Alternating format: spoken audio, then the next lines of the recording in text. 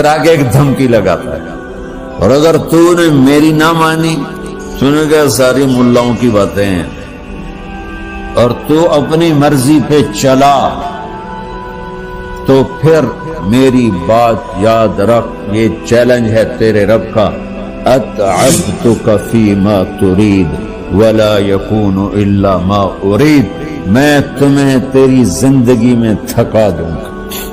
کہ جنہوں نے اتنے گناہ کیے ہیں کہ ان کا جسم گناہوں میں ڈوب گیا ہے، وہ نظر ہی نہیں آتا، صرف اوپر گناہ ہی گناہ نظر آ رہا ہے،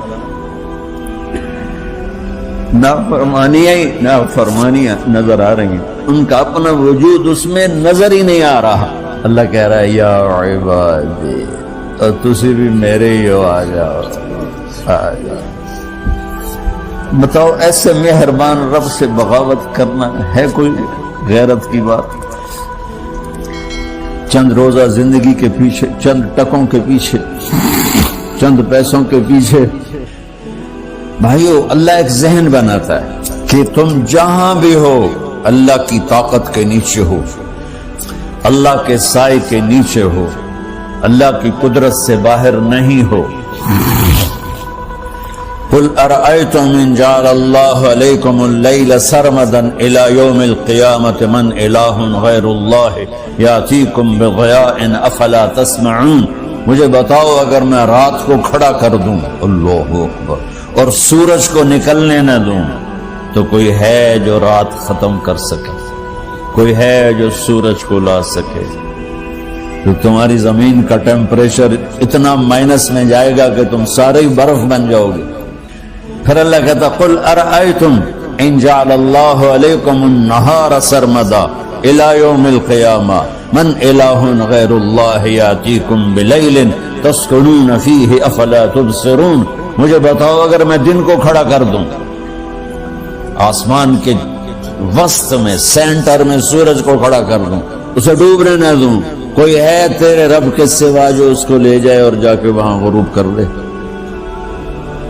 اس طرح اللہ ذہن سازی کرے، اگر سورج ڈوبے نہیں تو چند دن میں ساری زمین کو آگ لگ جائے گی، چند دن وہ نکلے نہیں تو زمین فریز ہو کے پوری کی پوری فریزر بن جائے گی، ہم بھی اس میں برف بنے پڑے ہوں گے، اور اگر وہ ڈوبے نہیں تو پوری دنیا کو آگ لگ جائے گی۔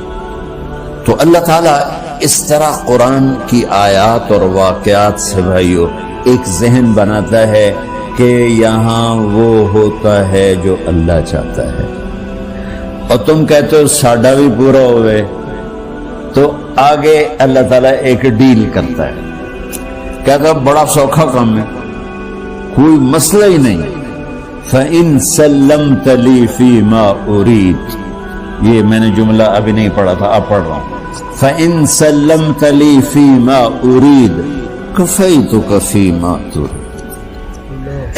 میرے بندے تم گلاسگو میں، ڈنڈی میں، ایڈمبرا میں، مدرول میں رہتے ہو، یا مدینے میں، یا مکے میں، یا جدے میں، تم یہاں اس چند روزہ زندگی میں وہ کر دو جو میں چاہتا ہوں، یہاں وہ کر دو جو میں چاہتا ہوں، اس کے پیچھے نہ بھاگو جو تم چاہتے ہو، تم یہاں وہ کرو جو میں چاہتا ہوں، تو کیا ہوگا؟ کفیتک فیما ترید، میں تیری ہر چاہت پوری کر دوں گا، تیری ہر چاہت پوری۔ یہی سے دیکھو ہم اپنی مرضی پوری کیوں کرتے ہیں؟ سیٹسفیکشن کے لیے، اور آج جیسی دنیا ڈپریشن کا شکار ہے کبھی نہیں ہوئی۔ ساری دنیا میں جو دوا سب سے زیادہ بک رہی ہے وہ ڈپریشن کی، پوری دنیا، ساؤتھ افریقہ دے جنگل چھڑ کے پوری دنیا میں سب سے زیادہ جو دوا بک رہی ہے وہ ہے ڈپریشن کی۔ جب ہر چاہا پورا ہو رہا ہو پھر ڈپریشن کیوں ہے؟ کہ سسٹم اوپر سے چل رہا ہے، نیچے نہیں ہے۔ کیا لطف انجمن کا جب دل ہی بجھ گیا ہو، اللہ دل کو کی خوشیاں نکال لے تو دنیا کی کوئی رونق اللہ کی قسم آپ کو خوشیاں نہیں دے سکتی. اور اللہ دل میں خوشیاں بھر دے تو موت کو بھی ہنستے ہوئے گلے لگاؤ. میرے نبی کے نواسے نے کربلا میں کس خوشی سے موت کو گلے لگائے، کس خوشی سے اولاد کو ذبح کروایا، کس خوشی سے سر کو نیزے پہ چڑھوایا.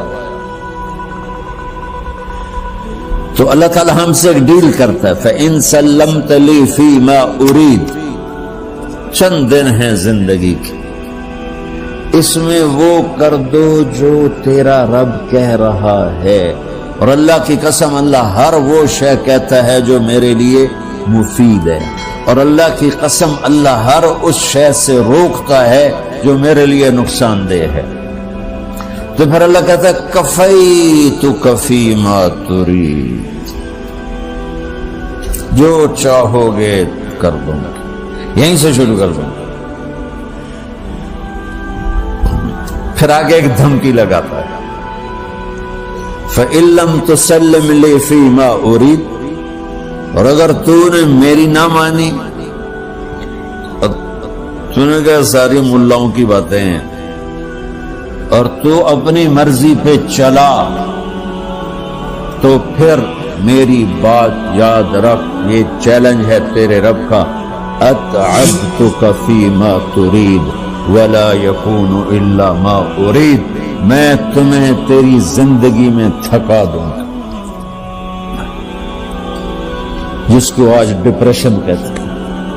میں تجھے تیری زندگی میں تھکا دوں گا، تیری خواہشات پوری کر کے بھی تجھے رلا دوں گا، اور پھر آخر میں ہوگا وہ جو تیرا رب چاہتا ہے. تو اس تھوڑی سی زندگی میں کیوں نہیں وہ کر لیتے ہو جو وہ کہہ رہا ہے. وہ میرا رب ہے، میرا باس، میرا رب. باس کو صرف آرڈر دینے آتے ہیں کیونکہ وہ خالق نہیں. اس نے مجھے بنایا ہے، وہ مجھ سے پیار کرتا ہے. کل ہی غالباً وہاں بلیک بن کے بیان میں یہ حدیث میں نے بیان کی کہ ابن آدم انی لک محب، آدم کی اولاد میں تم سے پیار کرتا ہوں. فبحقی علیک کل محبا، ارے تمہیں میری قسم تم بھی تو مجھ سے پیار کرو. ہم کسی سے ناراض ہو، بیٹے سے، بیٹی سے، بیوی سے، بھائی سے، نوکر سے ناراض ہو. ہمارے لہجے میں سختی آتی کہ نہیں آتی؟ بولو. ہاں، ایک ہی بیٹا ہو لیکن آپ کی مرضی منشا کے خلاف اوور چلا جائے تو آپ ہی کا لہجہ اس کے لیے شدید ہو جائے گا. ماں کا ایک ہی بیٹا ہو، اس کا لہجہ بھی اس کے لیے شدید ہو جائے گا. اور یہاں تو نوکر سسٹم ہے نہیں، ہمارے یہاں تو نوکر سسٹم ہے تو ان کی عزت ان کے ہاتھ میں پکڑا دیتے.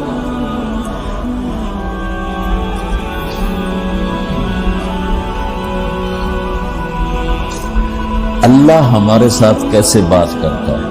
کس سے؟ نافرمانوں سے.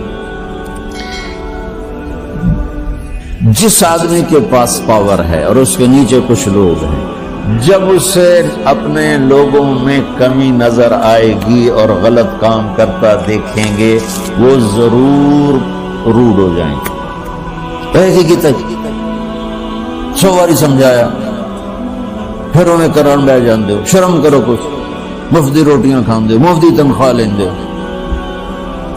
یہ پوری دنیا میں یہی ہو رہا ہے. تھوڑے سے میں نے پنجابی لہجہ اختیار کر دیا، یہاں تھوڑا سا انگریزی میں مہذب طریقے سے ڈانٹ ڈپٹ ہو جاتی ہوگی، لیکن یہ نیچر ہے.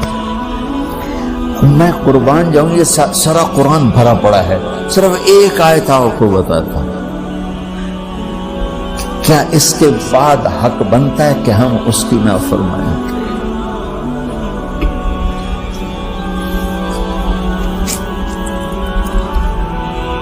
کچھ لوگ ہیں جن کے بارے میں اللہ کہتا خلطوا عملا صالحا وآخر سیئا. میرے کچھ بندے ایسے ہیں کبھی نیکی بھی کر لیتے ہیں، کبھی گناہ بھی کر لیتے ہیں.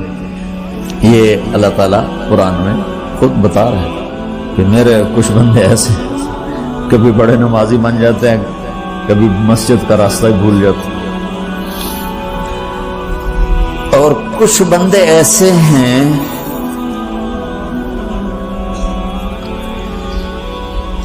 جنہوں نے جب سے آنکھ کھولی ہے اس دن سے لے کر آج تک ایک کام اللہ کو راضی کرنے والا نہیں کیا. ایسوں سے بھی دنیا بھری پڑی ہے.